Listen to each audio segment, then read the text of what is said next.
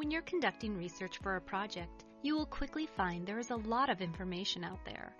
But not all information is necessarily good information. Some resources you come across may be outdated, or biased, or just plain wrong. So how are you supposed to know what resources you can trust and which ones you should ditch? It's time to put on your detective cap and start evaluating the evidence. A little test called the CRAAP Test will guide you on your investigative journey through source reliability. Aptly named, the CRAAP Test allows you to look at resources and evaluate them by a set of criteria that will help you decide if it's a reputable resource or a pile of, well, you get the point. So, how does it work?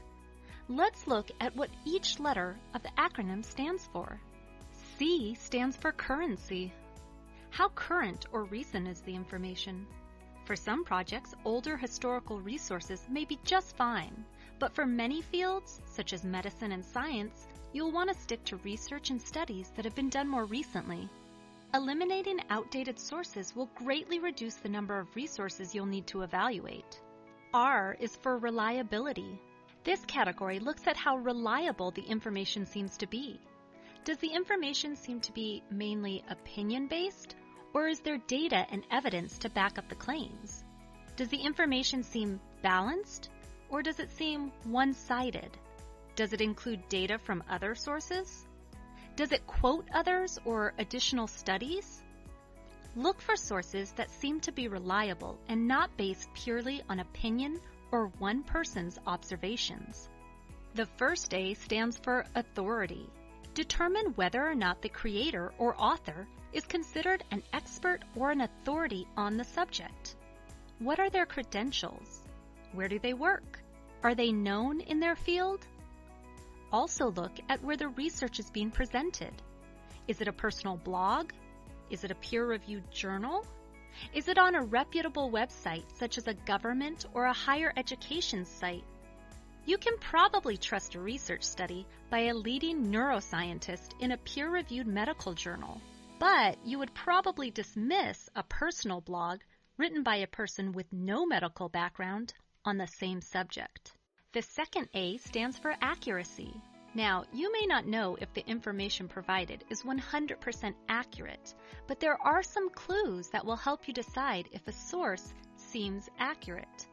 First, look for grammar errors or typos. If a source has been peer-reviewed and gone through a vetting process, there shouldn't be glaring spelling or grammatical problems. Can you verify the information by looking at the references and citations they provide?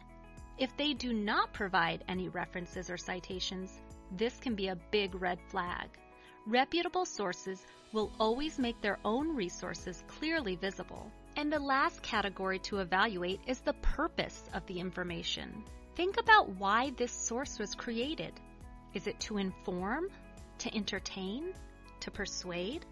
An article about gene mutations that was created to inform other researchers about developments and possible future areas of study is much different from an article that is written about gene mutations in order to advertise or sell a health supplement.